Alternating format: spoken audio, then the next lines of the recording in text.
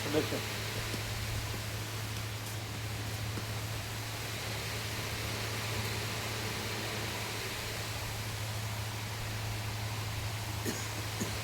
જયંતિ પણ બોલાવું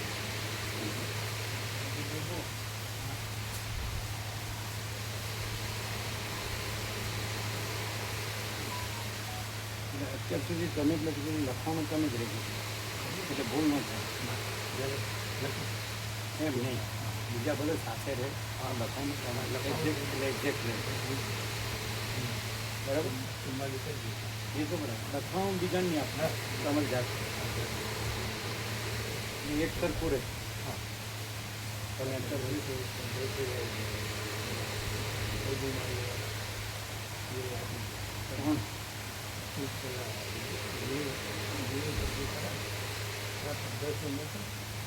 સેવા આપી દીધી. હા એ આપી થઈ ગઈ. કોણ હતું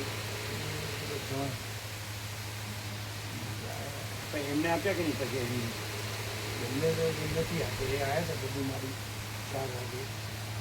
એ તો અમને હજી આપ્યા ને એનો ચાલે એટલે એ આપવા પડે. આવી તો એ બધું તમે એ હવે 3,000 આપી દે એને પૂરા કરો. એટલે મેં બપોરે આપણે આવ્યા હતા ને બબુ માડી, એટલે આપણે કીધું ને કે તમને સેવા મળી, એટલે કે એમને હજી આપી ફોન એક રૂમ કરો.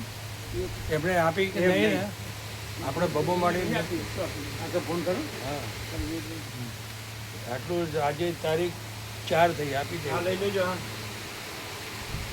હા પગમાં આવે અહીંયા કરો.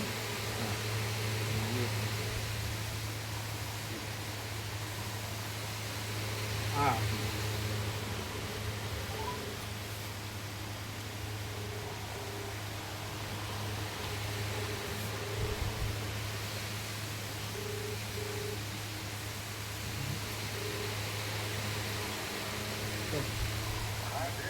ઓમ ઓમ ઓમ.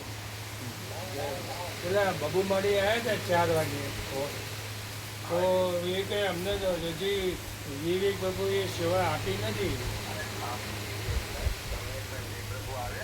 હા આજે આપી દીધી. ઘરે ન અપાય ને, ઘરે ઘરે આપી એમને હાથમાં આપવી એ ન એ ચાલે. ના ચાલે. એમને ક્યાં ચાલે, એમના હાથમાં આપવી પડે. હાથમાં આવવી પડે એમ. એમના ઘરે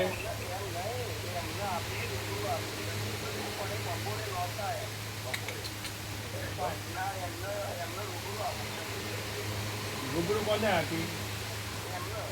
બબુ વાળીને. બબુ માડી તો 4 વાગે આવ્યા હતા કે હજી અમને આપી નથી. 4 વાગે પછી 4 વાગે પછી આપી. હા એટલે એમની બીજાને એમના ઘરના ન અપાય. હા એમના ઘરના એ ગેરવલ લઈ જાય. હા રૂબરૂ આપવાની. એના ઘરનાને નહીં આપવાની. રૂબરૂ આપ. કેવો તમે એમને રૂબરૂ આપવાની, ઘરનાને ઘરવાળાને તો કોઈને આપવાની નહીં. હા એટલે એમને રૂબરૂ મળી છે. રૂબરૂ મળી એ તો અહીંયા આજે આવે છે ને. ઘરે નહીં આપવાની. ના ઘરે નહીં આપવાની. હા રૂબરૂ આપવાની. ઘરે તો ગેરવલે થઈ જાય. હા નહીં તો ઘેર ભલે થાય. હા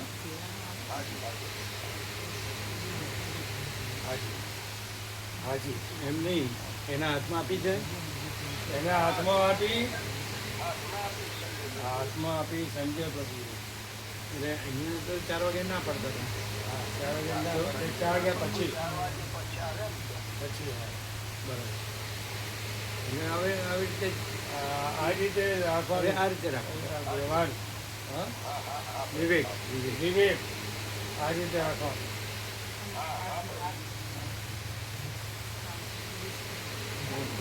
ઓમ ઓમ ઓમ. એટલે પૂછી લેજો પાછું રાત્રે આવે એટલે. હા પૂછેલી છે. તમારા હાથમાં આવ્યો કે નહીં એમ.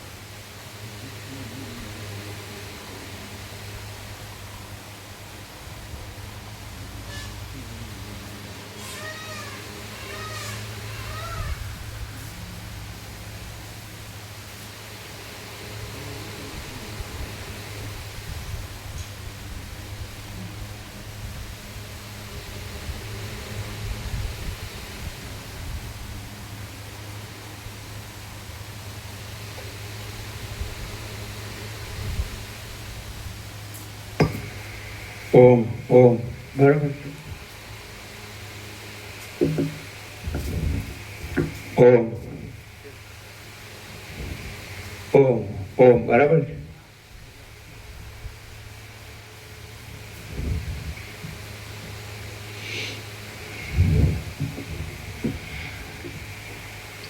ઓમ ઓમ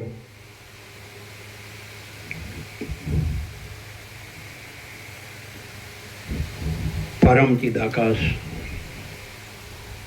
પરમ જ્યોતિ, અખંડ જ્યોતિ, મહાચિદાકાશ, સ્વયં પ્રકાશ, સંપૂર્ણ પ્રકાશ, પૂર્ણ બ્રહ્મ, અનંત તેજગન, અનંત ચિદગન, પરમાકાશ, કેવલ, અનંત, શુદ્ધ, તેજગન, પરમાકાશ, અખિલ આત્મા, પૂર્ણ બ્રહ્મ, પરમાત્મા, પરમ ચિદાકાશ, પરમ જ્યોતિ, અખંડ જ્યોતિ, અનંત, પૂર્ણ, પરમ ચિદાકાશ, પરમ શાંતિ, स्वयं सिद्ध, स्वयं प्रकाश, स्वयं पूर्ण, स्वस्वरूप,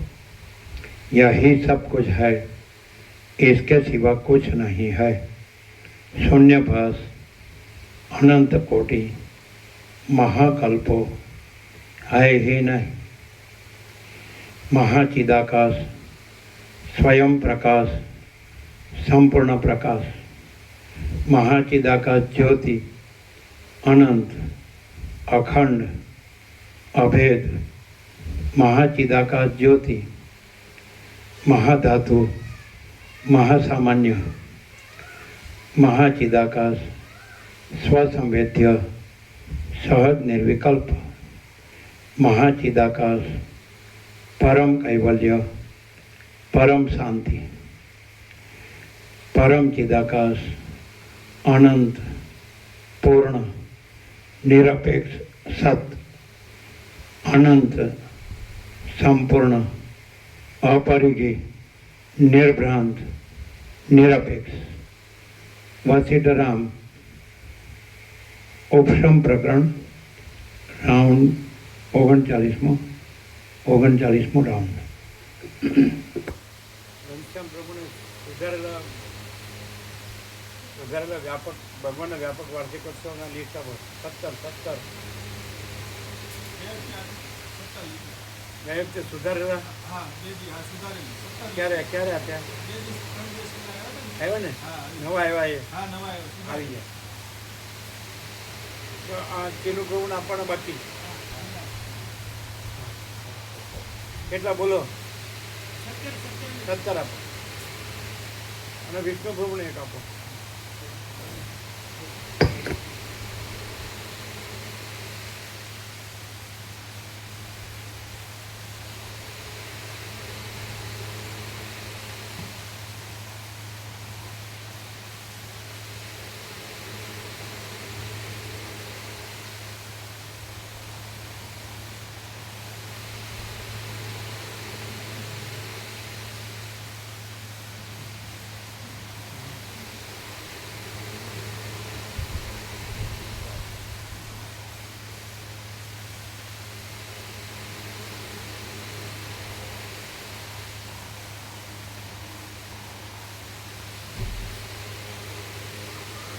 વાંચો.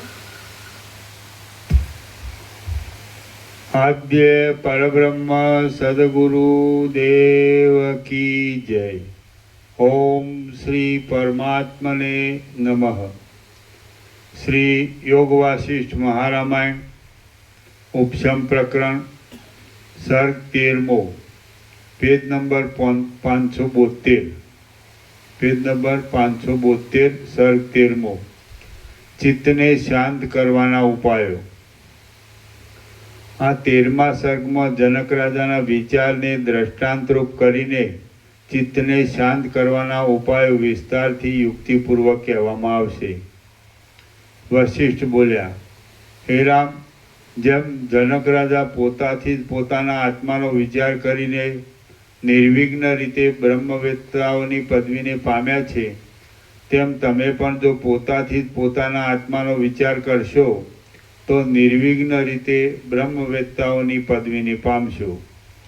જેઓ છેલ્લા જન્મવાળા રાજસ સાત્વિક જાતિવાળા સમજુ પુરુષો હોય છે, તેઓ જનક રાજાની જેમ પોતાની મેળે જ પરબ્રહ્મને પ્રાપ્ત થાય છે. ઇન્દ્રિયો નામના શત્રુઓને ત્યાં સુધી વારંવાર જીત્યા જ કરવા જોઈએ કે જ્યાં સુધી આ આત્મા પોતાની મેળે જ પોતાના સ્વરૂપમાં નિર્મળ થઈને રહે. સર્વ ઇન્દ્રિયોનો નિયંતા અને સર્વવ્યાપક આત્મારૂપી નિર્મળ દેવ પોતાથી જ જોવામાં આવે છે. પોતાથી જ જોવામાં આવે ત્યારે સઘળા દુઃખોના દેખાવો નાશ પામે છે. અહંતા મમતા આદિ હૃદય ગ્રંથિઓ મોહરૂપી બીજોની ઓરણીઓ રૂપ છે અને તેઓ વિવિધ પ્રકારની આપદાઓની વૃષ્ટિ કરે છે. આત્માનું દર્શન થતાં તેઓ તરત જ નષ્ટ થઈ જાય છે. હે રામ, તમે વિવેકવાળી બુદ્ધિથી જનક રાજાની જેમ પોતાના આત્માને સર્વના અધિષ્ઠાનભૂત બ્રહ્મ જાણીને અને સાક્ષાત અનુભવીને સર્વોત્તમ પરમ પુરુષાર્થ રૂપી લક્ષ્મીવાળા થાઓ. જે પુરુષ મનમાં નિત્ય આત્મવિચાર કર્યા કરતો હોય અને જગતને અનિત્ય તથા ભ્રમણ કરવાના સ્વભાવવાળું જોયા કરતો હોય, તેનું ચિત્ત જનક રાજાના ચિત્તની જેમ પોતાની મેળે જ સ્વચ્છ થઈ જાય છે. તેનું ચિત્ત જે પુરુષ મનમાં નિત્ય આત્મવિચાર કર્યા કરતો હોય અને જગતને અનિત્ય તથા ભ્રમણ કરવાના સ્વભાવવાળું જોયા કરતો હોય, તેનું ચિત્ત જનક રાજાના ચિત્તની જેમ પોતાની મેળે જ સ્વચ્છ થઈ જાય છે. સ્વચ્છ સ્વચ્છ થઈ જાય છે. સંસારથી ભય પામેલા લોકોને પ્રયત્ન કર્યા વિના દેવ, કર્મો, ધનો કે બાંધવો કોઈ પણ રક્ષક થાય એમ નથી. જેઓ પ્રયત્ન કરવામાં તથા વિવેક આદિનું સંપાદન કરવામાં કેવળ દૈવ ઉપર જ આધાર રાખે છે અને જેઓ દૈવ પ્રતિકૂળ હશે, હજારો યત્ન કરવાથી પણ શું થવાનું છે ઇત્યાદિ દુષ્ટ કલ્પનાઓ કર્યા કરે છે, તેમની એ વિનાશ આપનારી અભાગણી મતિને અનુસરવું નહીં.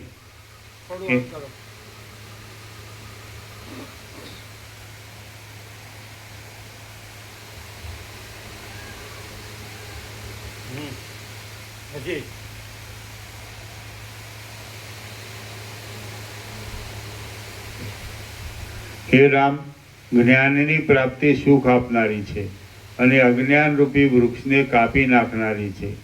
તે આકાશમાંથી પડેલા ફળની પ્રાપ્તિની જેમ અચાનક થાય છે. તે વિશે મેં તમને ઉદાહરણ રૂપે આ જનક રાજાની આખ્યાયિકા કહી. જે પુરુષ જનક રાજાની જેમ સારી બુદ્ધિવાળો હોય અને પોતાની મેળે જ વિચાર કરનારો હોય, તેના હૃદયમાં રહેલો આત્મા પ્રાતઃકાળના કમળની જેમ પોતાની મેળે જ પ્રકાશિત થાય છે. જેમ તડકાથી ટાઢ હરાઈ જાય છે અને હિમ પીગળી જઈને નષ્ટ થઈ જાય છે, તેમ વિચારથી અહંતા મમતા હરાઈ જાય છે અને વિચિત્ર પ્રકારની સંસારની કલ્પના ગળી જઈને નષ્ટ થઈ જાય છે. આ દેહ જ હું છું એવી ખોટી સમજણરૂપી રાત્રિનો નાશ થાય છે. ત્યારે સર્વવ્યાપક અને મોટા વિસ્તારવાળો સ્વરૂપરૂપી સૂર્યનો પ્રકાશ પોતાની મેળે જ પ્રવર્તે છે. આ દેહ જ હું છું એવી ટૂંકી સમજણરૂપી સંકોચ નષ્ટ થઈ જાય છે. ત્યારે પોતાનો અનંત ભુવનોમાં વ્યાપ્ત થનારો ભારે વિસ્તાર થાય છે. હે ઉત્તમ બુદ્ધિવાળા રામ, જેમ જનક રાજાએ મનમાં વિચાર કરીને અહંકારની વાસનાને ત્યજી દીધી, તેમ તમે પણ મનમાં વિચાર કરીને અહંકારની વાસનાને ત્યજી દો. અહંકાર રૂપી વાદળાનો નાશ થાય છે ત્યારે નિર્મળ થયેલા વિસ્તીર્ણ ચૈતન્ય રૂપી આકાશમાં સ્વરૂપ દર્શન રૂપી સૂર્ય અત્યંત પ્રકાશે છે. જે દેહ છે તે હું છું એવી જે ભાવના કરવી એ જ મોટું અંધારું છે. એને શાંત કરવામાં આવે ત્યારે જ આત્મા સ્વરૂપનો પ્રકાશ થાય છે. અહંતાના વિષયરૂપ દેહાદિક પણ નથી અને મમતાના વિષયભૂત સ્ત્રી પુત્રાદિક પણ નથી, પણ એમનો જે સાક્ષી છે તે નથી એવું નથી. એવી ભાવનાથી જ્યારે મન પ્રશાંત થાય છે ત્યાર પછી તે વિષયોમાં ગળકા ખાતું નથી. હે રામ, મનને ગ્રાહ્ય સમજાયેલા પદાર્થોમાં જે અત્યંત રાગ છે અને ત્યાજ્ય સમજાયેલા પદાર્થોમાં જે અત્યંત દ્વેષ છે તે જ બંધન છે એમ સમજો, બીજું કાંઈ જ બંધન નથી. હે રામ, મનને ગ્રાહ્ય સમજાયેલા પદાર્થોમાં જે અત્યંત રાગ છે અને ત્યાજ્ય સમજાયેલા પદાર્થોમાં જે અત્યંત દ્વેષ છે તે જ બંધન છે એમ સમજો, બીજું કાંઈ જ બંધન નથી. તમે ત્યાજ્ય પદાર્થો ઉપર દ્વેષ રાખો નહીં અને ગ્રાહ્ય પદાર્થો ઉપર રાગ રાખો નહીં. આ ત્યાજ્ય છે અને આ ગ્રાહ્ય છે એવી રીતના બંને વિચારોને ત્યજી દઈને તમે આત્મામાં જ રહો અને વિક્ષેપરૂપી મેલથી રહિત થાઓ. જેમની આ ગ્રાહ્ય છે અને આ ત્યાજ્ય છે એવી ભેદ બુદ્ધિ નષ્ટ થઈ હોય છે તેઓ કોઈ વસ્તુને ઈચ્છતા પણ નથી અને કોઈ વસ્તુને ત્યજી દેતા પણ નથી. જ્યાં સુધી ચિત્તમાંથી આ ત્યાજ્ય છે અને આ ગ્રાહ્ય છે એવી બે કલ્પનાઓ ક્ષીણ થઈ હોય ત્યાં સુધી જેમ વાદળાવાળા આકાશમાં ચાંદની પ્રકાશતી નથી,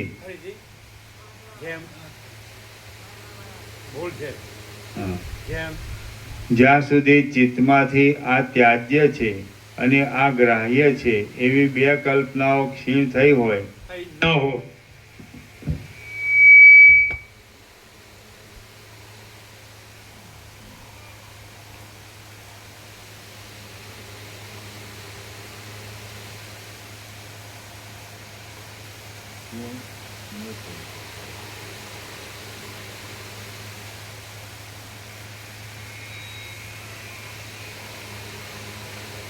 તેઓ જેમની આ ગ્રાહ્ય છે અને આ ત્યાજ્ય છે એવી ભેદ બુદ્ધિ નષ્ટ થઈ હોય છે તેઓ કોઈ વસ્તુને ઈચ્છતા પણ નથી અને કોઈ વસ્તુને ત્યજી દેતા પણ નથી. જ્યાં સુધી ચિત્તમાંથી આ ત્યાજ્ય છે અને આ ગ્રાહ્ય છે એવી બે કલ્પનાઓ ક્ષીણ ન થઈ હોય ત્યાં સુધી જેમ વાદળાવાળા આકાશમાં ચાંદની પ્રકાશતી નથી તેમ તેમાં સમતા કૌંસમાં બ્રહ્માત્મકપણું પ્રકાશતી નથી. જેમ હા ન આવે. જેનું મન આ પદાર્થ સારો છે માટે ગ્રાહ્ય છે અને આ પદાર્થ ખરાબ છે માટે ત્યાજ્ય છે એવી રીતની ચપળતા કર્યા કરતું હોય તે પુરુષમાં જેમ સાગના ઝાડમાં મંજરી ઉદય પામતી નથી તેમ સમતા ઉદય પામતી નથી. આ વસ્તુ અનુકૂળ છે માટે મળે તો ઠીક અને આ વસ્તુ પ્રતિકૂળ છે માટે તે મને કદી પણ પ્રાપ્ત ના થાય તો ઠીક. એવી રીતની જેનામાં ભેદ બુદ્ધિ છે તે પુરુષમાં વૈરાગ્યથી પ્રકાશ પામનારી સમતા અને સ્વચ્છતા ક્યાંથી હોય? આનંદયક રસ બ્રહ્મ તત્વ એક જ છે, તેનાથી કોઈ પદાર્થો ભિન્ન નથી એમ વિચાર કરવામાં આવે તો સઘળા પદાર્થો પોતાનું સ્વરૂપ જ હોવાથી અનુકૂળ છે, એટલે કોઈ પણ અયોગ્ય નથી. હવે તે પદાર્થોને ભિન્ન વિચારવામાં આવે તો પણ આત્મા અસંગ છે, તેથી કોઈ પદાર્થનો તેને સ્પર્શ નથી. એટલે કોઈ પદાર્થ અનુકૂળ પણ ઠરતો નથી અને કોઈ પદાર્થ પ્રતિકૂળ પણ ઠરતો નથી. આમ ત્યાં યોગ્ય અયોગ્યપણું છે જ ક્યાં? ચિત્તરૂપી ઝાડમાં જ્યાં સુધી ઈષ્ટની આશંકારૂપી અને અનિષ્ટની આશંકારૂપી બે ચંચળ વાંદરીઓ કૂદ્યા કરતી હોય ત્યાં સુધી તે ઝાડ કંપાયમાન થયા વગર કેમ જ રહે? જે મનુષ્યની ત્યાજ્યપણાની અને ગ્રાહ્યપણાની ભેદબુદ્ધિ ટળી હોય તે વિચક્ષણ મનુષ્યમાં આશાઓથી રહિતપણું, ભયથી રહિતપણું, સ્થિરપણું, સમપણું, જ્ઞાનીપણું, મનની ચંચળતાથી રહિતપણું, શરીરની ચેષ્ટાઓમાં કરતાપણના અભિનિવેશનો અભાવ, ધીરજ, સર્વની સાથે મિત્રભાવ, મનન કરનારપણું, સંતોષ, કોમળપણું અને કોમળ બોલવાપણું એટલા ગુણો અવશ્ય રહે છે. આમ તે ગુણો તેનામાં રહે છે, છતાં પણ તેના ચિત્તમાં તેમની વાસના બંધાઈ જતી નથી. જેમ નીચા પ્રદેશમાં વહ્યા જતા પાણીને પાળથી રોકી લેવામાં આવે છે, તેમ વિષયમાં દોડતા ચિત્તને પ્રત્યાહારથી કૌંસમાં વિષયોમાંથી ઇન્દ્રિયોનું પરાવર્તન કરીને બળાત્કારે રોકી લેવું. એ રીતે બાહ્ય વિષયોમાં થતા અભિમાનનો ત્યાગ કરવો અને તે પછી ચિત્તની અંદર સ્ફૂર્તિ તે વિષયોની વાસનાઓને પણ ત્યજી દેવી. ઊભા રહેતો, ચાલતો, સૂતો અને શ્વાસ લેતો પણ સર્વકાળમાં સઘળી રીતે તે વિષયોના મિથ્યાપણાનો વિચાર કર્યા કરવો. એ ચિત્તની અંદર સ્ફૂર્તિ તે વિષયોની વાસનાઓને છોડી દેવાનો ઉપાય છે. વાસનાઓરૂપી ઝાડ તૃષ્ણાઓરૂપી માછલીઓને પકડ્યા કરે છે. મોહરૂપી શેવાળોથી મલિન છે. સંસારરૂપી જળમાં પ્રસરેલી છે અને ચિંતાઓરૂપી દોરાઓથી રચાયેલી છે. એ તાત તેને ઉપર કહેલી સુબુદ્ધિરૂપી તીક્ષ્ણ કાતરથી કાપી નાખો. જેમ વિસ્તીર્ણ આકાશમાં સમયસર ચાલવા લાગેલા વંટોળિયાથી વાદળા કપાઈ જાય છે, તેમ અતિ વિસ્તીર્ણ બ્રહ્મપદમાં સમયસર પ્રવર્તવા લાગેલી બુદ્ધિથી વાસનાઓ કપાઈ જાય છે. હે રામ, આ સંસારરૂપી વૃક્ષનું અજ્ઞાનરૂપી મૂળ હજારો દોષોરૂપી અંકુરોને ઉત્પન્ન થવાના સ્થાનક રૂપ છે. તેને બ્રહ્મભાવમાં સ્થિરતા રાખવા રૂપી ધીરજથી સમર્થ થયેલી બુદ્ધિ વડે કાપી નાખો. જેમ ઝાડમાંથી બનેલા કુહાડાથી ઝાડને કાપી નાખવામાં આવે છે, તેમ મનથી ઉત્પન્ન થયેલા વિવેકથી મનને કાપી નાખો અને તરત જ પવિત્ર પદને પ્રાપ્ત થઈને તેમાં જ સ્થિર રહો. મનથી ઉત્પન્ન થયેલા વિવેકથી મનની ભૂતકાળની વૃત્તિઓને, ભવિષ્યનું ચિંતન કરવાના ત્યાગથી મનની વર્તમાનકાળની વૃત્તિઓને અને વાસનાઓના ઉચ્છેદથી મનની ભવિષ્યકાળની વૃત્તિઓને કાપી નાખો. એટલે તમારો સંસાર જ કપાઈ જશે.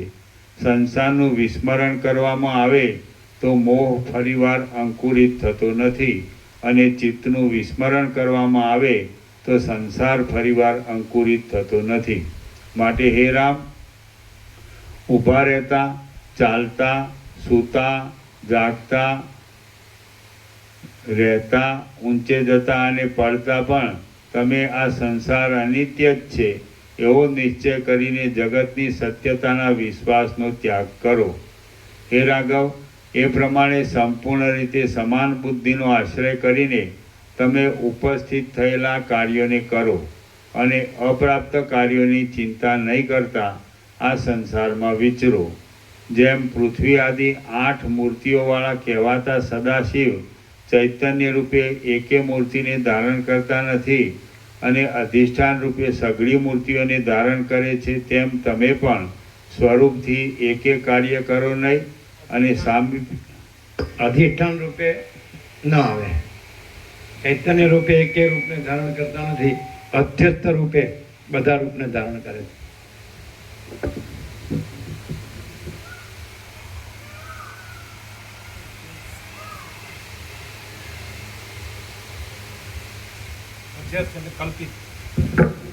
અધ્યસ્થ એટલે કલ્પિત.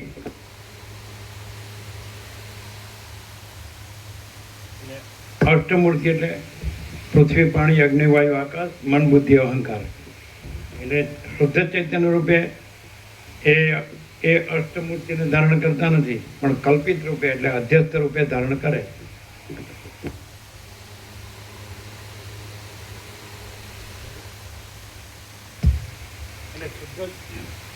શુદ્ધ ચૈતન્ય રૂપે એટલે અધિષ્ઠાન રૂપે ધારણ કરતા નથી, અધ્યસ્થ રૂપે ધારણ કરે, કલ્પિત રૂપે ધારણ કરે છે. શુદ્ધ ચૈતન્ય રૂપે ધારણ કરતા નથી.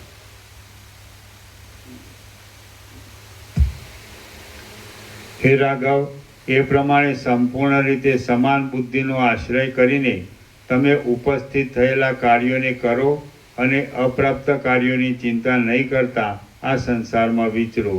જેમ પૃથ્વી આદિ 8 મૂર્તિઓવાળા કહેવાતા સદાશિવ ચૈતન્ય રૂપે એકે મૂર્તિને ધારણ કરતા નથી અને અધ્યસ્થ રૂપે સઘળી મૂર્તિઓને ધારણ કરે છે, તેમ તમે પણ સ્વરૂપથી એકેય કાર્ય કરો નહીં અને સામીપ્ય માત્રથી સઘળા કાર્ય કરો. તમે જ વાસ્તવિક સત્ય છો, અજન્મા છો, આત્મા છો અને મહેશ્વર છો. તમે પોતાના સ્વરૂપથી ભ્રષ્ટ થયા વિના કેવળ પોતાની ભૂલથી આ આવડા બધા જગતને વિસ્તારી દીધું છે. જે તત્વવેત્તા પુરુષ સર્વ દ્રશ્યોમાં આત્માપણાની ભાવના રાખે છે અને અન્યપણાની ભાવના છોડી દે છે, તેને હર્ષ, ક્રોધ તથા ખેદથી થતા વિકારો વળગતા નથી. જે પુરુષ રાગ દ્વેષથી રહિત હોય, ડેફાને, પથરાને તથા સોનાને પણ સમાન ગણતો હોય અને સંસારની વાસનાઓથી પણ રહિત હોય, તે પુરુષ યુક્ત યોગી કહેવાય છે. એ પુરુષ કાંઈ કરે, કાંઈ ભોગવે, કાંઈ આપે અને કોઈને મારી નાખે તો પણ તેની બુદ્ધિ તે કાર્યોમાં અભિમાન વિનાની હોય છે. એટલા માટે તે પુરુષને સુખ દુઃખમાં સમતા જ રહે છે. આ સારું છે અને આ નરસું છે, આ પ્રિય છે ને આ અપ્રિય છે, એવી ભાવનાઓને ત્યજી દઈને જે પુરુષ પ્રાપ્ત થયેલું કામ કરવું એટલી જ સમજણથી કાર્યોમાં પ્રવર્તે છે, તે પુરુષ ક્યાંય આસક્ત થતો નથી. હે મહાબુદ્ધિમાન રામ, મન જો આ સઘળું ચૈતન્યની સત્તા માત્ર જ છે એવો નિશ્ચય રાખીને ભોગોના ચિંતવનનો ત્યાગ કરે તો શાંતિ પામે છે. જેમ વનમાં માંસને નહીં મેળવી શકતો બિલાડો પોતાના જીવનને માટે અને પોતાના બચ્ચાઓના પોષણ માટે માંસની લાલચથી સિંહને અનુસરે છે, તેમ પોતે સિદ્ધ થવાને તથા જગતને સિદ્ધ કરવાને સમર્થ નહીં શકતું મન પોતાની સિદ્ધિ માટે તથા જગતની સિદ્ધિ અર્થે પોતાના સાક્ષીભૂત ચૈતન્યને અનુસરે છે. મન પોતે પણ સાક્ષી ચૈતન્યના અનુગ્રહ વિના સિદ્ધ થઈ શકતું નથી તથા જગતને પણ સિદ્ધ કરી શકતું નથી. જેમ સિંહને અનુસરનારો બિલાડો સિંહના પરાક્રમથી મળેલા માંસનો ઉપભોગ કરે છે, તેમ મન ચૈતન્યની શક્તિથી મળેલા જગતનો ઉપભોગ કરે છે.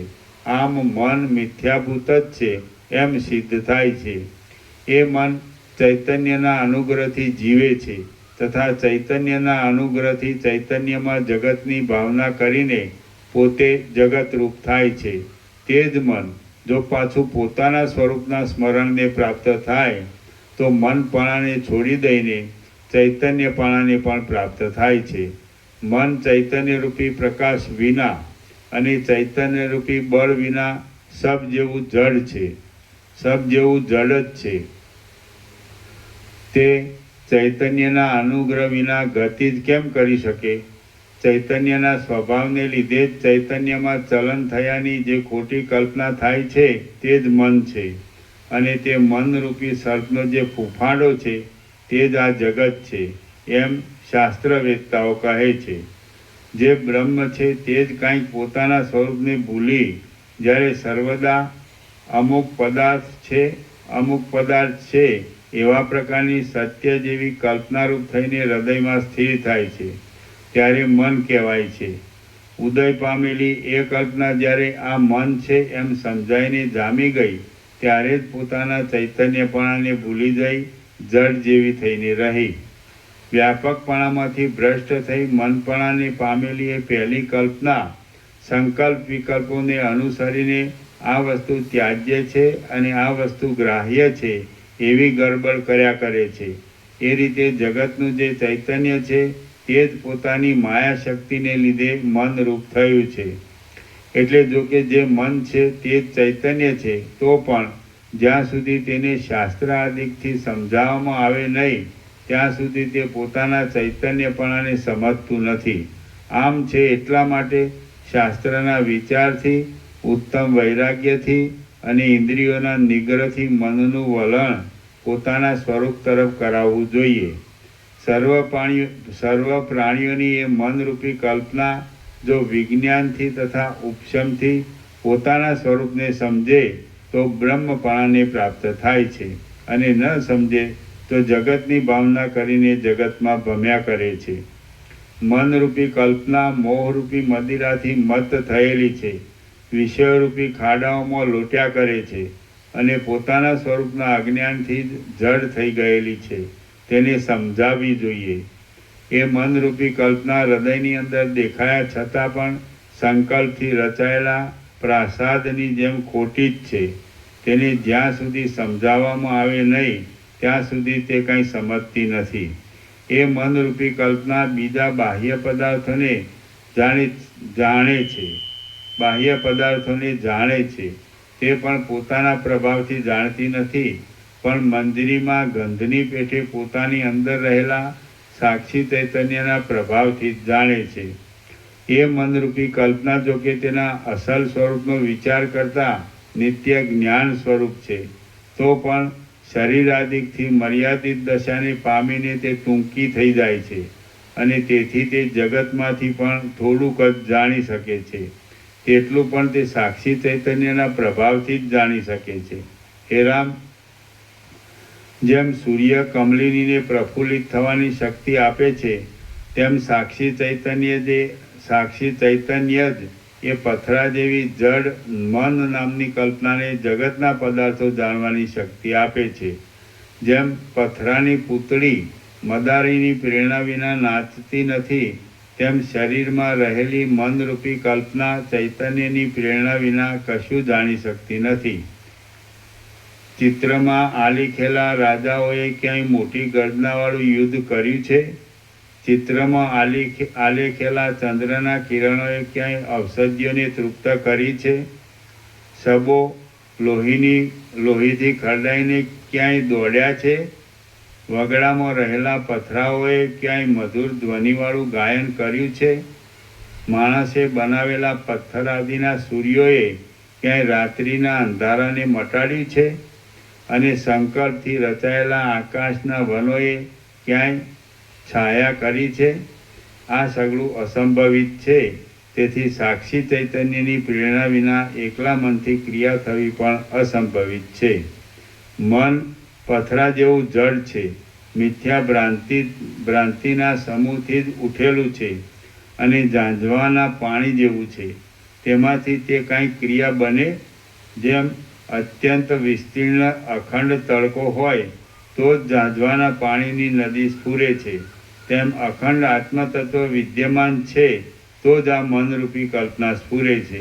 હે રામ, પરમાત્મામાં જે ચલનરૂપી કલ્પના થઈ તેને ઠગારાઓએ પરમાત્માથી ભિન્ન માની મન એ નામ આપીને કાગનો વાઘ બનાવી દીધો છે. હવે મનનું પૃથ્થકરણ કરી જોતા તેમાં જે ચૈતન્ય અંશ છે તે આત્મા જ છે અને બાકીના જડ અંશરૂપ જે ચલન છે તે પ્રાણનો જ ધર્મ છે. એ પ્રાણ એક જાતનો વાયુ છે અને એ શરીરમાં પ્રાણમય કોષ કહેવાય છે. આમ હોવાને લીધે યોગીઓને પ્રાણવાયુનો નિરોધ કર્યા પછી મનનો જુદો નિરોધ કરવાનો રહેતો નથી. જેમની જ્ઞાન શક્તિ જુદા જુદા પ્રકારના સંકલ્પોના નિશ્ચયોથી દબાયેલી હોતી નથી, તેઓ મનને જેમાં કોઈ પણ વિષયોના આકારોનું ગ્રહણ થયું નથી એવી પરમાત્માની શુદ્ધ પ્રભારૂપ જ જુએ છે. જેમની જ્ઞાન શક્તિ જુદા જુદા પ્રકારના સંકલ્પોના નિશ્ચયોથી દબાયેલી હોતી નથી, તેઓ મનને તેમાં કોઈ પણ વિષયોના આકારોનું ગ્રહણ થયું નથી એવી પરમાત્માની શુદ્ધ પ્રભારૂપ જ જુએ છે. આ દેહ હું છું અને આ મારું છે એવા અધ્યાસથી મેલી થયેલી જે મનરૂપી કલ્પના છે તેનું જીવ એવું નામ કહેવામાં આવે છે. મનમાં જે ચલન ભાગ છે તે પ્રાણનો જ ધર્મ છે. તે ઉપરથી એમ પણ કહી શકાય છે કે મન આત્મતત્વના અને પ્રાણના મિશ્રણ રૂપ છે. હે રામ, બુદ્ધિ, ચિત્ત અને જીવ એ નામો ખોટા મનમાં જ છે. તેઓને પણ વિદ્વાનોએ પ્રક્રિયાને માટે કલ્પેલા છે, પણ વાસ્તવિક નથી.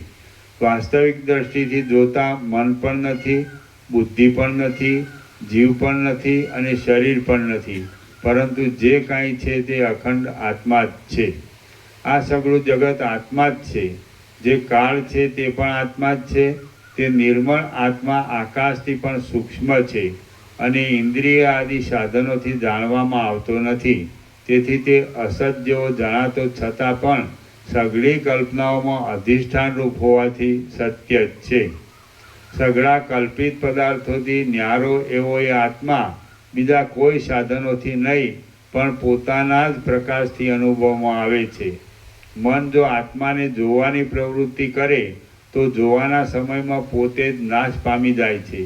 જેમ કે અંધકાર પ્રકાશને જોવાની પ્રવૃત્તિ કરે તો જોવાના સમયમાં તેનો અંધકાર પોતાનો જ નાશ થયા વિના રહે નહીં. મન આત્માને જોવામાં સમર્થ થતું નથી, પણ અત્યંત સ્વચ્છ અનુભવરૂપ આત્મામાંથી સંકલ્પને લીધે ઉઠેલા અનાત્મ પદાર્થોને જોવામાં જ આત્માનું જ વિસ્મરણ કરીને પ્રવર્તે છે. આત્માનું જે સંકલ્પમયપણું છે તે જ મન કહેવાય છે અને આત્માનું જે સંકલ્પોથી રહિતપણું અર્થાત મન રહિતપણું છે તે જ મોક્ષ કહેવાય છે. આમ હોવાથી આત્મદર્શન મોક્ષ જ છે. તેમાં મન કેમ પ્રવર્તી શકે? સંકલ્પોમાં ઉન્મુખ થતાં આત્માનો નિર્વિકલ્પપણામાં જે કાંઈ ફેરફાર થાય છે તે જ મનનો જન્મ છે અને એથી સંસારની વૃદ્ધિ થાય છે. જેમ પુરુષનું મન સ્ત્રીના સંકલ્પથી કલંકિત થાય છે ત્યારે પુરુષના લિંગનું ઉત્થાન થાય છે, તેમ ચૈતન્યની સત્તા નિર્વિકલ્પમાંથી ભ્રષ્ટ થઈને સંકલ્પથી કલંકિત થાય ત્યારે કલ્પના ઉઠે છે અને તે કલ્પના મન કહેવાય છે.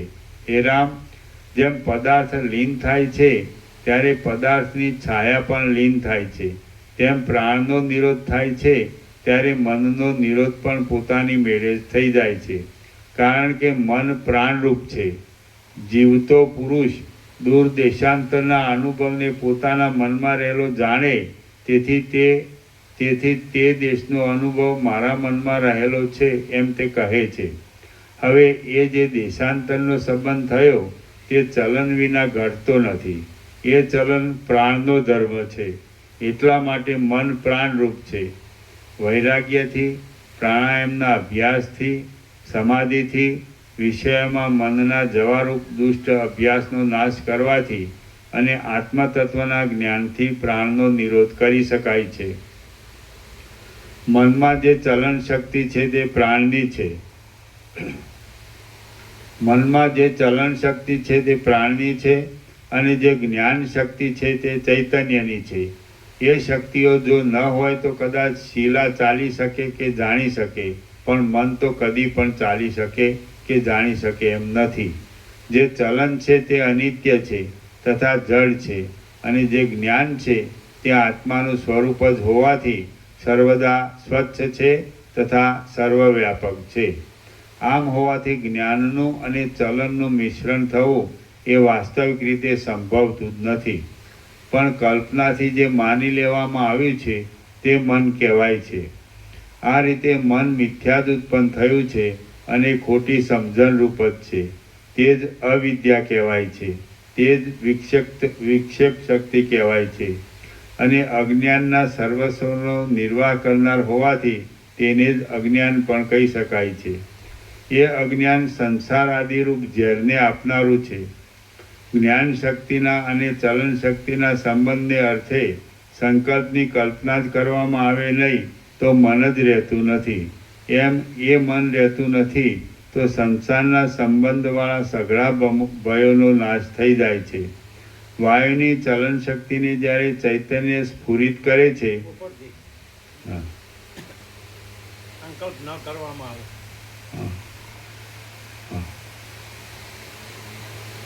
એ અજ્ઞાન સંસાર આદિરૂપ ઝેરને આપનારું છે. જ્ઞાન શક્તિના અને ચલન શક્તિના સંબંધને અર્થે સંકલ્પની કલ્પના જ કરવામાં આવે નહીં તો મન જ રહેતું નથી. જ્ઞાન શક્તિના અને ચલન શક્તિના સંબંધને અર્થે સંકલ્પની કલ્પના જ કરવામાં આવે નહીં તો મન જ રહેતું નથી. એમ એ મન રહેતું નથી તો સંસારના સંબંધવાળા સઘળા ભયોનો નાશ થઈ જાય છે. વાયુની ચલન શક્તિને જ્યારે ચૈતન્ય સ્ફુરિત કરે છે ત્યારે જ ચૈતન્ય ચલન શક્તિવાળું થઈને સંકલ્પ કરે છે અને તેથી મનપણાને પામે છે. આ રીતે બાળકે કલ્પેલા યક્ષની પેઠે ચૈતન્યમાં મનપણું માત્ર કલ્પનાથી જ ઊભું થયું છે અને તેથી તે મિથ્યા જ છે. કારણ કે વાસ્તવિક રીતે ચૈતન્યમાં કોઈ પ્રકારનો આકાર કે ચલન છે જ નહીં. ચૈતન્ય તો અખંડ પૂર્ણતાવાળું છે અને તેમાં કોઈ કલ્પિત પદાર્થથી ખંડિતપણું કે અપૂર્ણપણું થવાનો સંભવ જ નથી. અખંડ અને સર્વના અધિષ્ઠાન રૂપે ચૈતન્યનું કોની સાથે અથડાવું સંભવે કે તેથી તે ખંડિત થઈ જાય? ચૈતન્ય અખંડ અને પૂર્ણ હોવાને લીધે ચલન નામની કોઈ ક્રિયા જ હોવી સંભવતી નથી અને તે નહીં હોવાને લીધે ચૈતન્યમાં તેનો સંબંધ પણ નથી જ. તો હવે ચલનના સંબંધ વિના કોનું મન સિદ્ધ થાય અને તે મન કેવું સિદ્ધ થાય? ચલન ચૈતન્યથી જુદું છે જ નહીં એ પક્ષ લઈએ તો પણ પછી મન કોને કહી શકાય? હાથીઓની અને ઘોડાઓની ગીર્દી વિના સેના કોને કહી શકાય? આથી હે રામ, ત્રૈલોક્યમાં પણ મન નામનો દુષ્ટ પદાર્થ મુદ્દલ છે જ નહીં. આવી રીતે બરાબર સમજીને મન છે જ નહીં એવો જે નિશ્ચય થાય તે જ મનનો નાશ થયો સમજવો. હે રામ, મન છે એવી વ્યર્થ અને અનર્થ આપનારી કલ્પના તમે કરો જ નહીં, કેમ કે આ મન મિથ્યા જ ઉદય પામેલું હોવાને લીધે વાસ્તવિક રીતે છે જ નહીં. હે મહાબુદ્ધિમાન રામ, સંકલ્પો કરનારું મન આખા બ્રહ્માંડમાં ક્યાંય નથી. એટલા માટે તમે તમારી અંદર કાંઈ પણ કલ્પના કરો નહીં. એ આત્મતત્વનું મનન કરી જાણનારા રામ, તમારા હૃદયરૂપી નિર્જળ દેશમાં અયથાર્થ જ્ઞાનથી ઉત્પન્ન થયેલી કલ્પનારૂપ ઝાંઝવાના જળની નદી યથાર્થ જ્ઞાનથી અત્યંત શાંત થઈ ગઈ છે. મન તો જળ છે અને સ્વરૂપ વિનાનું છે, તેથી તે સર્વદા મુયેલું જ છે. તો મુયેલા મનથી લોકો માર્યા જવાનું સમજવું. એ તો વિચિત્ર મૂર્ખતાની જ પરંપરા છે. જેનું સ્વરૂપ પણ દેહ નથી, જેનો દેહ પણ નથી, જેનો કોઈ આધાર પણ નથી અને જેની કોઈ જાતિ પણ નથી, તે મન સર્વ લોકોને દુઃખી કરે એમ સમજવું એ તો એક જાતની મૂર્ખપણાની ઝાડ છે. મન તો સ્વરૂપ તથા શરીર આદિ સઘળી સામગ્રીઓ વિનાનું છે. તે જો કોઈને દુઃખી કરતું હોય તો હું ધારું છું કે દુઃખી થનારનું માથું નીલકમળની પાંખડી વાગવાથી ફાટી પડતું હશે. મન જડ છે, મૂંગું છે અને આંધળું છે. તેણે પણ જો કોઈને માર્યો હોય તો હું ધારું છું કે તે મૂળ પુરુષ પૂર્ણિમાના ચંદ્રના કિરણોથી બળતો હશે. શત્રુને જીતવાની સઘળી સામગ્રીવાળા લોકોને સઘળી સામગ્રી વિનાનું મન હરાવી દે છે એ વાત કેટલી મૂર્ખાઈથી ભરેલી છે. મન મુદ્દલ વિદ્યમાન જ નથી, તેને વિવેકી લોકો વૈરાગ્યાથી મોટા પ્રયત્નોથી હણી નાખે છે એ વાત પણ કેટલી મૂર્ખાઈથી ભરેલી છે. મન મિથ્યા સંકલ્પથી જ ગોઠવાયું છે, મિથ્યા સ્થિતિને જ પામેલું છે અને પાકી શોધ કરતા તો ક્યાંય જોવામાં જ આવતું નથી. તેમાં લોકોનો પરાભવ કરવાની શક્તિ શી રીતે સંભવે? અહો, વિચાર કરી જોતા મન જ જરા પણ ટકી શકે એમ નથી. તે પણ જો લોકોને સંકટમાં નાખતું હોય તો એ એક જાતની વિચિત્ર માયા જ હોવી જોઈએ અને તે માયા મહામાયાવી મયદાનવને પણ બનાવતી હશે. જ્યારે મૂર્ખતા હોય છે ત્યારે લોકોને સઘળી આપદાઓ પ્રાપ્ત થાય છે. મૂર્ખને કઈ આપદા ન હોય? જુઓ, અજ્ઞાની માણસ પોતાની મૂર્ખતાથી જ આ આપદારૂપી સૃષ્ટિને બનાવી લે છે. હાય, ભારે ખેદની વાત છે કે મૂર્ખ લોકો પોતાની મૂર્ખાઈથી જ સૃષ્ટિને બનાવી લે છે અને વળી આ પોતાના ખોટા મનને કુમાર્ગમાં પ્રવર્તાવીને તે સૃષ્ટિને વધાર્યા કરે છે. હું ધારું છું કે આ સૃષ્ટિ કેવળ મૂર્ખતાથી જ બનેલી હોવાને લીધે વિચાર માત્રથી ટળી જાય એવી બહુ કૂણી છે. જેમ પાણી તરંગોની ભીંસ લાગવાથી કણી કણી થઈને વીંખાઈ જાય છે એમ માનવું એ ભ્રાંતિ છે, તેમ સૃષ્ટિથી આત્માને દુઃખ થાય છે એમ માનવું એ પણ ભ્રાંતિ જ છે. જેમ પાણીની ચકરીમાં દેખાતા કાજળ જેવા કાળા વર્તુળરૂપી ઘંટીથી પાણી દબાઈ જાય છે એમ માનવું ભ્રાંતિ છે, તેમ સૃષ્ટિથી આત્માને દુઃખ થાય છે એમ માનવું એ પણ ભ્રાંતિ જ છે.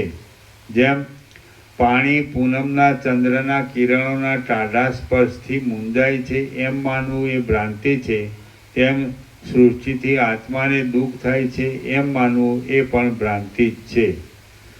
જેમ શત્રુઓની દ્રષ્ટિ પડતા જ શત્રુઓના નેત્રોમાંથી નીકળેલ ક્રોધ દ્રષ્ટિરૂપી રજ્જુઓથી પુરુષ બંધાઈ જાય છે એમ માનવું ભ્રાંતિ જ છે, તેમ સૃષ્ટિથી આત્મા બંધાઈ જાય છે એમ માનવું એ પણ ભ્રાંતિ જ છે. જેમ સંકલ્પે કરેલી સેનાથી શૂર પુરુષનો પરાભવ થયાનું માનવું એ ભ્રાંતિ જ છે, તેમ સૃષ્ટિથી આત્માનો પરાભવ થવાનું માનવું એ પણ ભ્રાંતિ જ છે. કંગાલ અને જડ એવું મન કોઈ પણ સ્થળમાં છે જ નહીં અને તેમ છતાં મિથ્યા જ કલ્પાયેલું છે, તેને ખોટું નહીં સમજવાથી જ આ લોકમય મૂર્ખ સૃષ્ટિ નાશ પામતી હોય એવું ભ્રાંતિથી જોવામાં આવે છે. હે રામ, મન મિથ્યા જ ઉઠેલું છે. જે પુરુષ તેને વશ કરવાને સમર્થ ન હોય તે ઉપદેશને પાત્ર જ નથી. એ પુરુષની બુદ્ધિ બાહ્ય વિષયોમાં જ લાગેલી હોય છે. વિષયો મળવાથી જ પૂર્ણપણું માની લે છે. આત્મા તત્વમાં વલણ પામેલી હોતી નથી અને તેથી જ સૂક્ષ્મ વિચાર કરવામાં અશક્ત હોય છે. માટે તે બુદ્ધિ ઉપદેશના વચનોને યોગ્ય જ નથી. એ બુદ્ધિ વેવલી છે, તેથી વિનાના તારના ઝીણા શબ્દથી પણ ભડકે એવી હોય છે અને ઊંઘી ગયેલા મિત્રની કાંતિથી પણ ભય પામે એવી હોય છે. કોઈ શત્રુનું ઊંચા સ્વરથી ખોટું નામ લેવામાં આવે તો પણ તે ભય પામીને નાશે એવી હોય છે અને મનના પીવડાવાથી પણ પરવશ થઈ જાય એવી હોય છે. વિષય સુખના લેશને માટે પણ પરવશ થઈ જનારી અને પોતાની પાસે રહેલા તુચ્છ મનથી શત્રુની જેમ ભય પામતી એ અભાગણી બુદ્ધિ સૂક્ષ્મ વિચાર જાણતી નથી. આમ છતાં પુરુષ પોતે એ બુદ્ધિને વિષય સુખથી રાજી રાખવાનો નિરર્થક મોહ શા માટે રાખે છે? કૌંસમાં પોતાની બુદ્ધિ સૂક્ષ્મ વિચારમાં પહોંચી શકતી ન હોય તો પણ તેને વિષય સુખોથી તો દૂર જ રાખવી જોઈએ કે જેથી કોઈ દિવસ પણ તે સૂક્ષ્મ વિચારમાં પહોંચવાને સમર્થ થાય.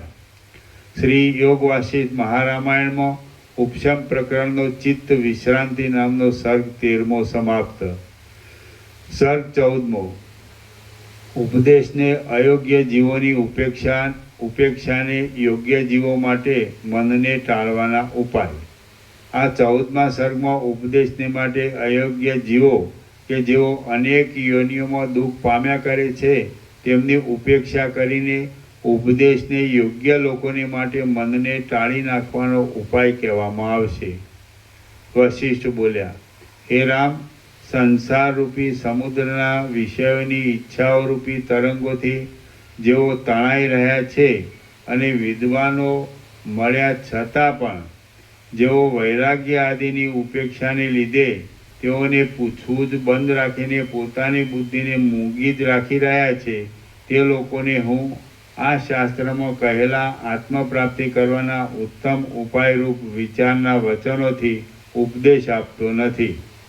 જે મુદ્દલ દેખતો જ ન હોય તે પુરુષને કયો હૈયા ફૂટો વિચિત્ર મંજરીઓથી શોભી રહેલું વન દેખાડે?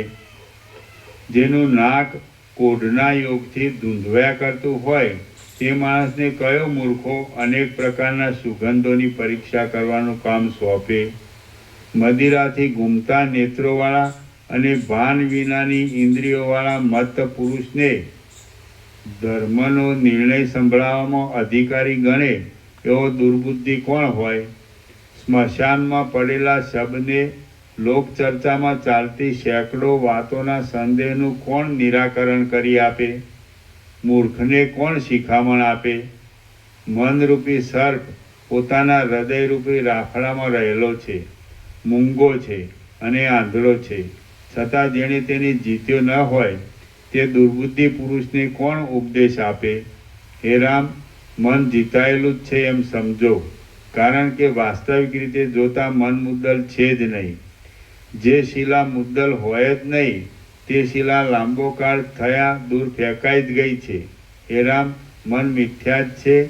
જે મૂર્ખે તેને પણ જીત્યું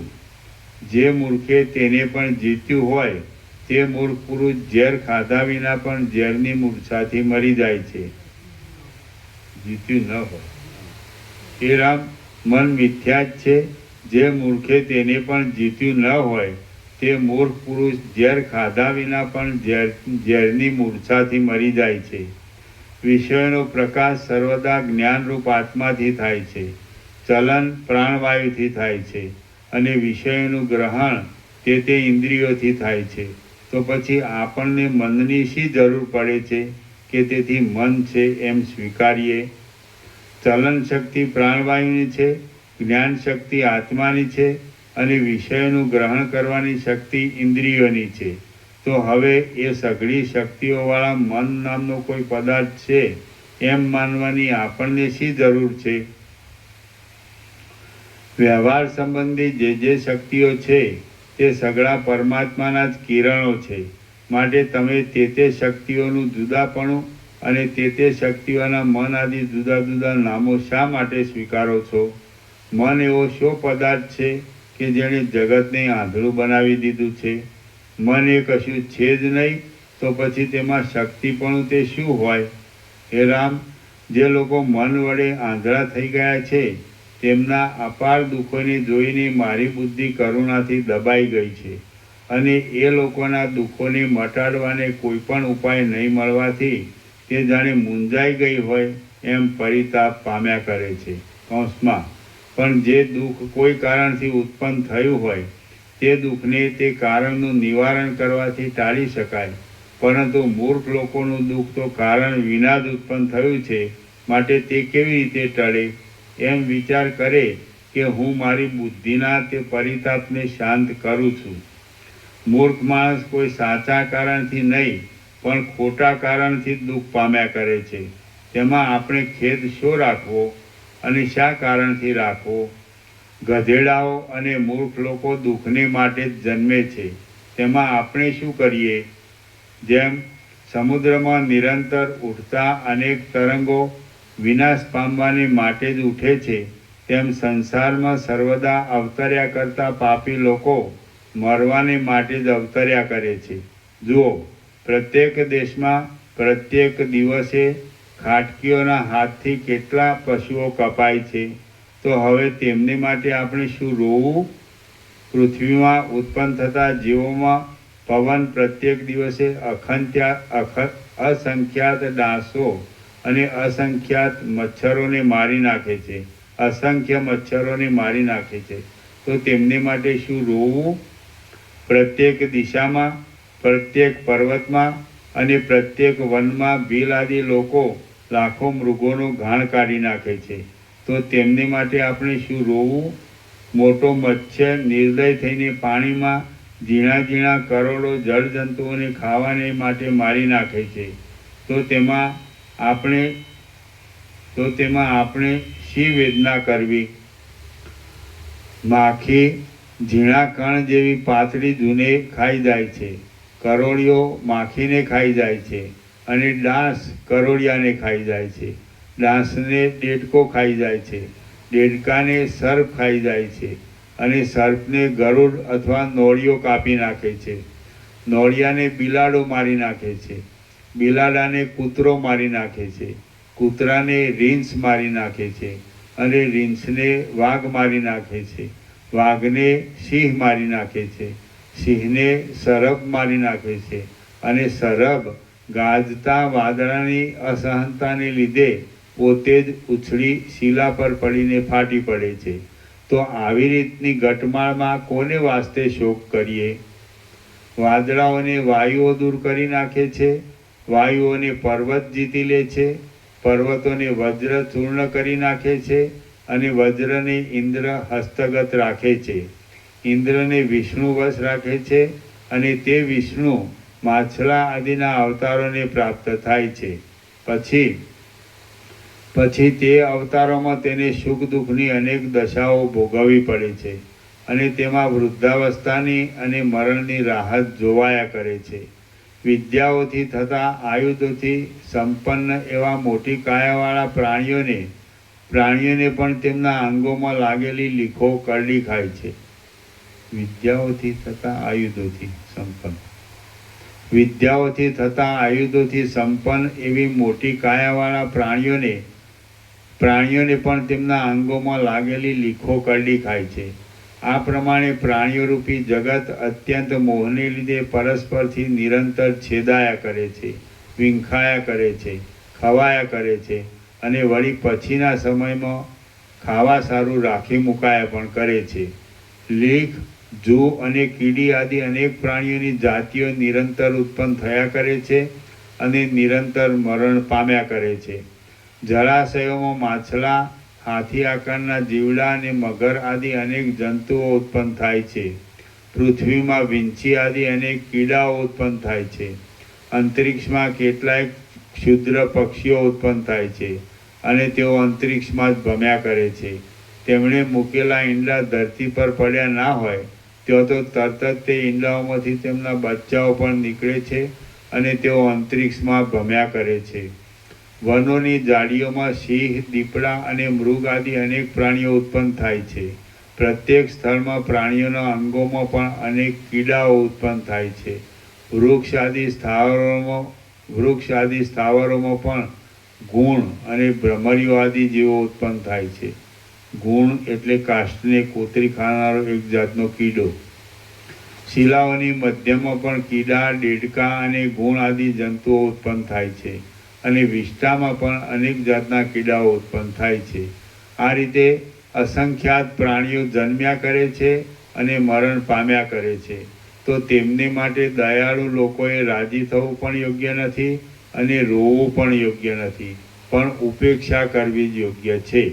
જેમાં નિરંતર મરણો થયા કરે છે અને નિરંતર જન્મો થયા કરે છે એવી આ સંસારની ગડબડમાં રાજી થવું પણ યોગ્ય નથી અને કચવાવું પણ યોગ્ય નથી. પ્રાણીઓની અનેક પ્રકારના જન્મોવાળી આ પંક્તિઓ વૃક્ષોમાં અનંત પાંદડાઓની પેઠે ઉત્પન્ન થઈને નાશ પામી જાય છે.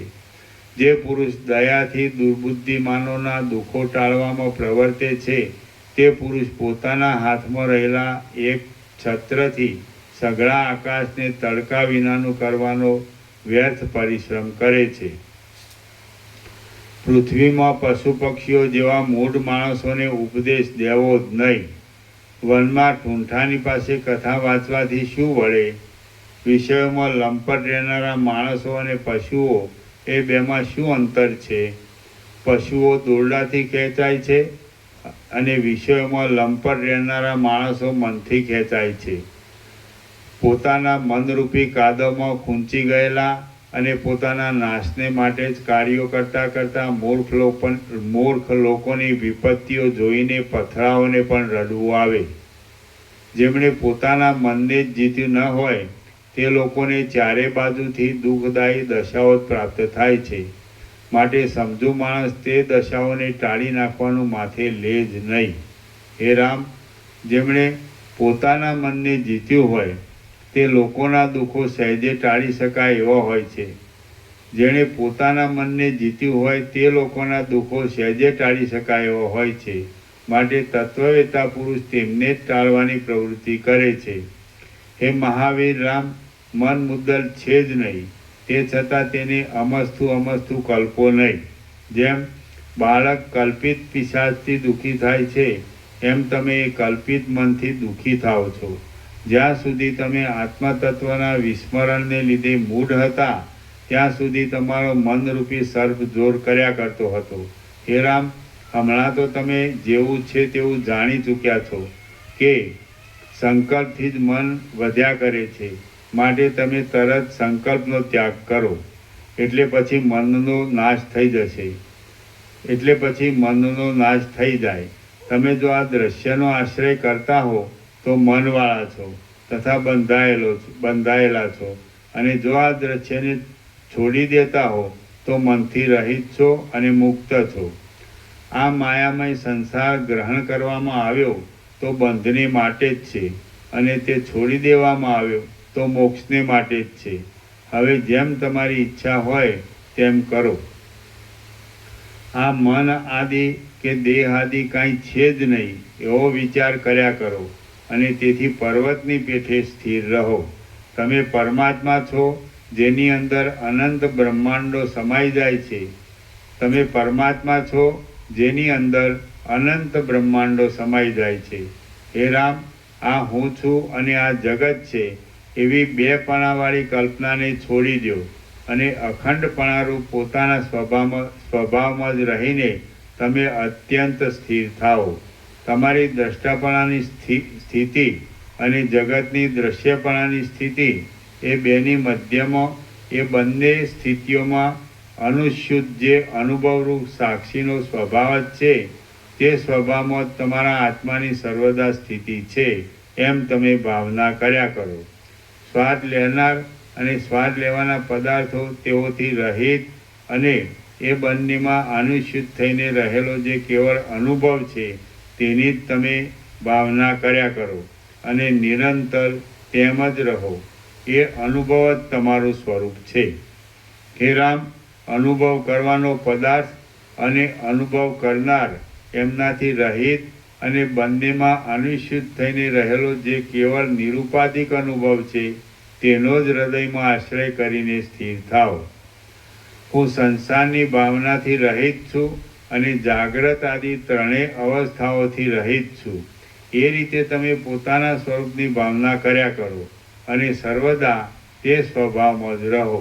હે રામ, જ્યારે તમે પ્રમાદને લીધે તમારા શુદ્ધ ચૈતન્ય માત્રપણાને છોડી દો છો અને તમારાથી જુદા દ્રશ્યનો સંકલ્પ કરો છો, ત્યારે તમે અત્યંત દુઃખ દેનારા મનપણાને પ્રાપ્ત થાઓ છો. હે મહાવીર રામ, આ મનપણારૂપી સાંકળને તમે સ્વરૂપના જ્ઞાનરૂપી યુક્તિથી તોડી નાખો, અને તમારા આત્મારૂપી સિંહને મનરૂપી પિંજરામાંથી છોડાવો. તમે જ્યારે શુદ્ધ ચૈતન્યપણાને ત્યજી દો છો, વિષયો પર અત્યંત ધસી પડો છો અને સંકલ્પ કરવા લાગો છો, ત્યારે જ તમે વિષયોને દેખાવા લાગો છો.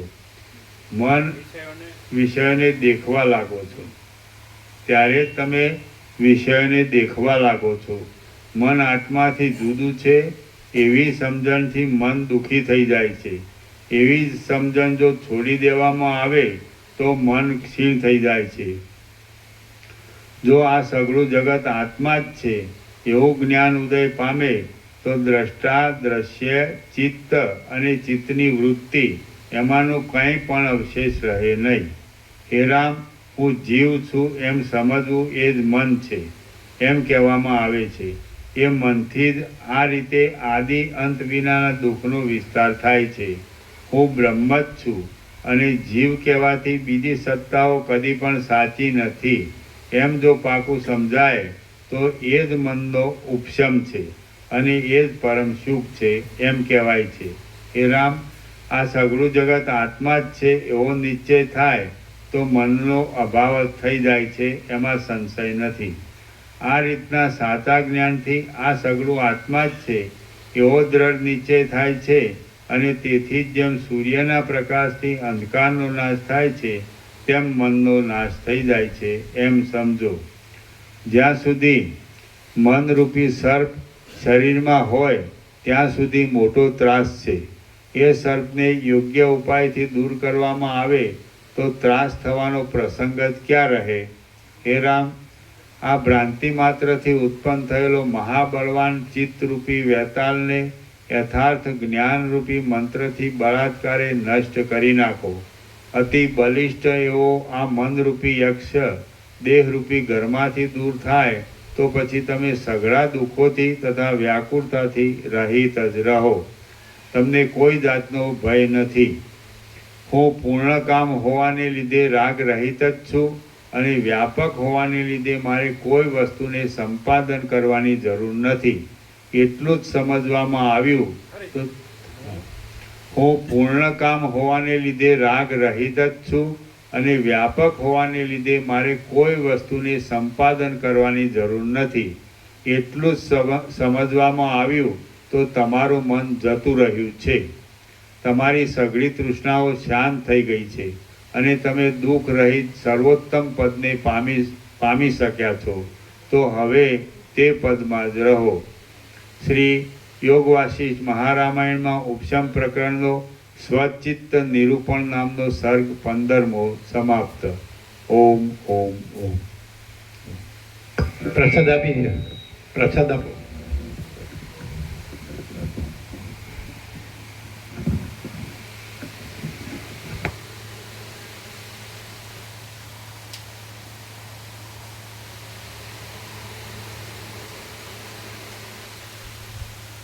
બીજું કોઈ નામ આવ્યું નથી ને? બીજું નામ આવ્યું નથી ને?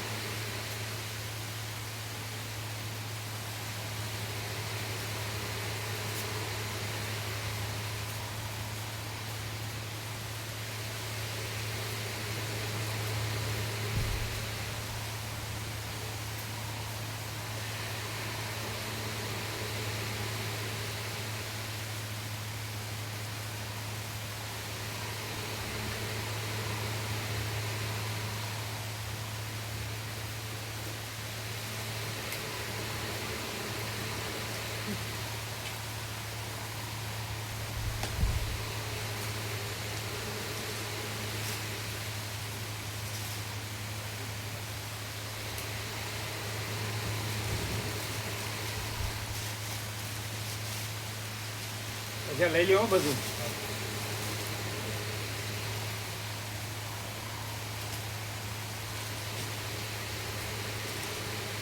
આ બધું ઢાંકી દો.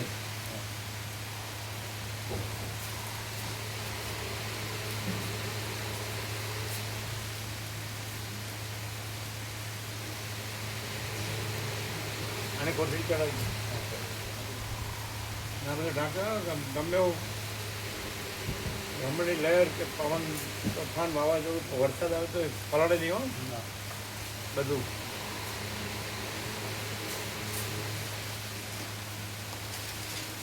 એ આમને આપો. બરાબર, જે જતા હોય એને પહેલાં અપાય.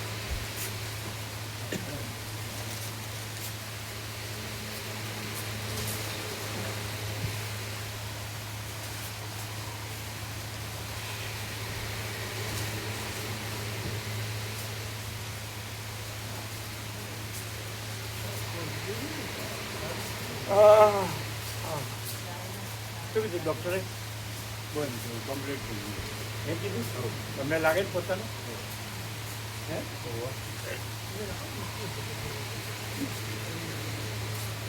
કેમ છે માડીને આનંદમાં ગયો? હા, આવી ગયો. ક્યાં હતો? ભણતો હતો ત્યાં. ક્યાં ભણતા હતા તું? આફ્રિકા. હા, મારો સન છે બાબુ. હવે સ્કૂલ પતી, હવે પાછું બહાર જાય છે. હવે ક્યાં આગળ? ઓસ્ટ્રેલિયા અને અમેરિકા બે જગ્યાએ ટ્રાય કરે છે. જ્યાં 12મું કર્યું. 12મું પતી ગયો. હવે કયા સબ્જેક્ટ લીધા? કોમ્પ્યુટર લીધું. કોમ્પ્યુટર લીધું.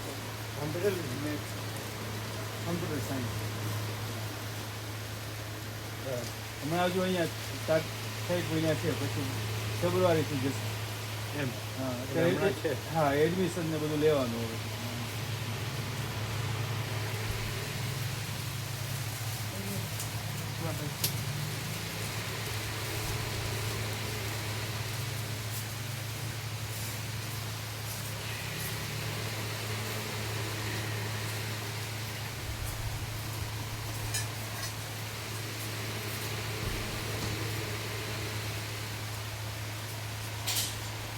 એટલે પ્રસાદ હવે લેવાનો નહીં? પ્રસાદ હવે લેવાનો.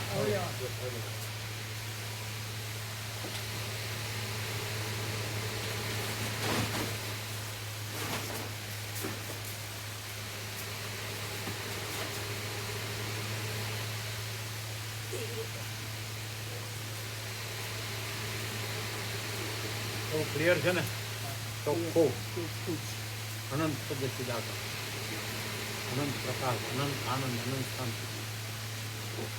બીજું નામ આવ્યું કોઈ? નહીં. બધું ક્લિયર છે ને?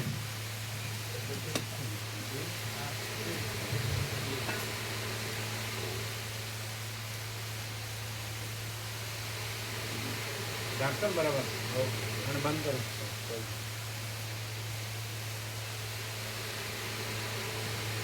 પ્લાસ્ટિક ઢાંક્યું ના હવે તો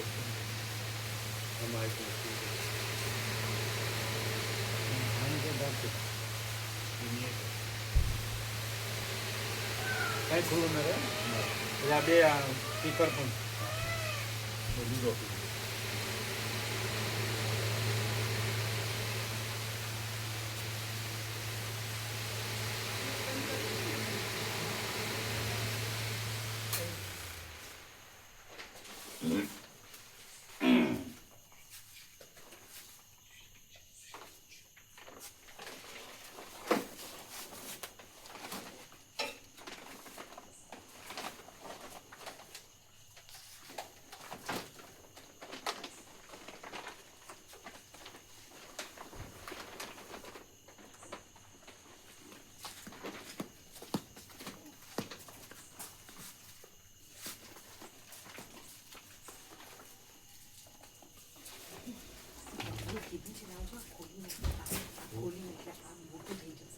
આ મોબાઈલ મોકલી દે. મોબાઈલ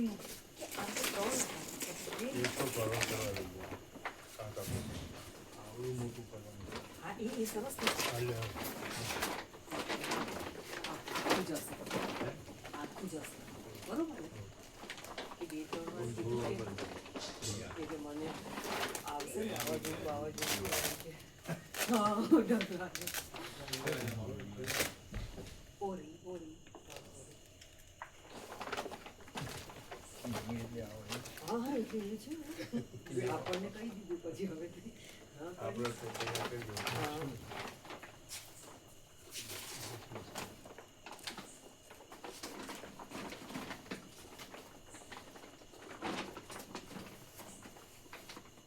પિંકે મોકલી દે.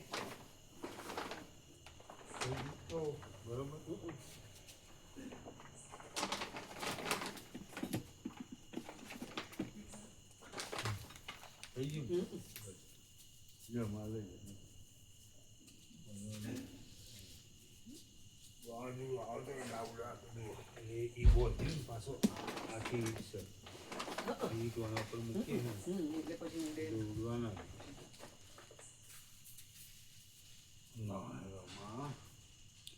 મોકલવામાં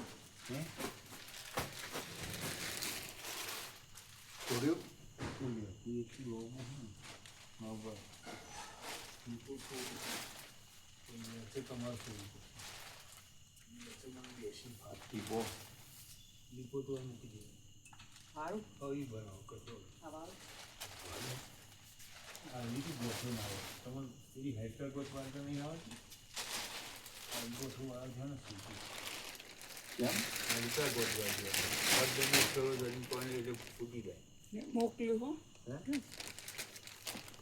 બે ગ્રુપમાં જતું બે ગ્રુપ પેલું નેચરનું તમે શું એ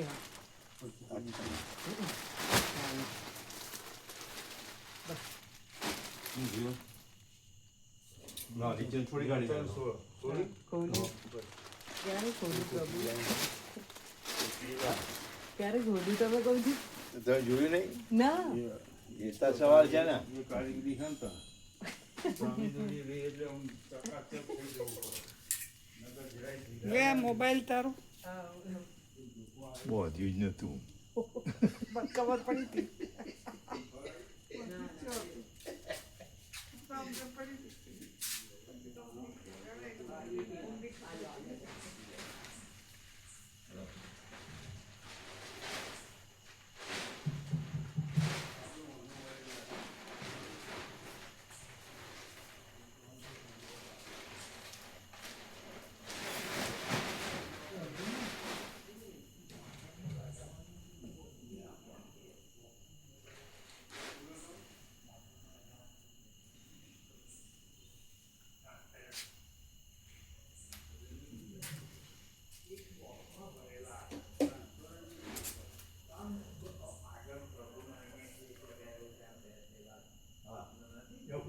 જવાના